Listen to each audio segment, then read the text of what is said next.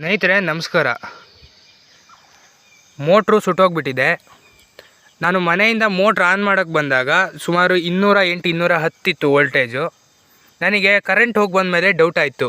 ಮತ್ತು ವೋಲ್ಟೇಜ್ ನೋಡಿದೆ ಸುಮಾರು 160 ಇತ್ತು. ನಾನು ಬಂದು ತೋಟಕ್ಕೆ ಬಂದು ಮೋಟ್ರು ಆಫ್ ಮಾಡೋಕ್ಕಿಂತ ಮುಂಚೆ ನೋಡ್ತೀನಿ, ಮೋಟ್ರ್ ರನ್ ಆಗ್ತಿರಲಿಲ್ಲ. ನೋಡ್ತಿದ್ದೀನಿ ಮೋಟ್ರು ಸುಟ್ಟೋಗ್ಬಿಟ್ಟಿದೆ. ಫ್ಯಾನ್ ಎಲ್ಲ ಮೆಲ್ಟ್ ಆಗಿದೆ, ನೀವು ನೋಡ್ಬೋದು. ಫ್ಯಾನ್ ಮೆಲ್ಟ್ ಆಗಿದೆ. ನಾನು ಅಂದ್ಕೊಂಡೆ ನೀರಿಲ್ಲದೆ ಮೋಟ್ರ್ ಏನಾದರೂ ಸುಟ್ಟೋಯ್ತಾ ಅಂತ. ಆದರೆ ನೀರು ನೀವು ನೋಡ್ಬೋದು ಸ್ನೇಹಿತರೆ, ಫುಟ್ಬಾಲಿಂದ ಕೆಳಗೆ ಇದೆ ನೀರೇನು ಅಂತ ಕಮ್ಮಿ ಇಲ್ಲ. ಫ್ರೀ ಕರೆಂಟ್ ಅಂತಾರೆ, ಆದರೆ ಈ ಫ್ರೀ ಕರೆಂಟನ್ನು ಈ ಥರ ಕೊಟ್ಟು ಹೀಗೆ ರೈತರಿಗೆ ಲಾಭ ಬರೋದನ್ನು ನಷ್ಟ ಮಾಡಿದ್ರೆ ರೈತರ ಕತೆ ಏನಾಗಬೇಕು?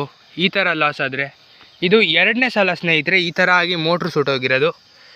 ಸರ್ಕಾರಕ್ಕೆ ಮನವಿ ಮಾಡ್ಕೋತೀನಿ, ನೀವು ಸಮೇತ ಕಾಮೆಂಟ್ ಹಾಕಿ.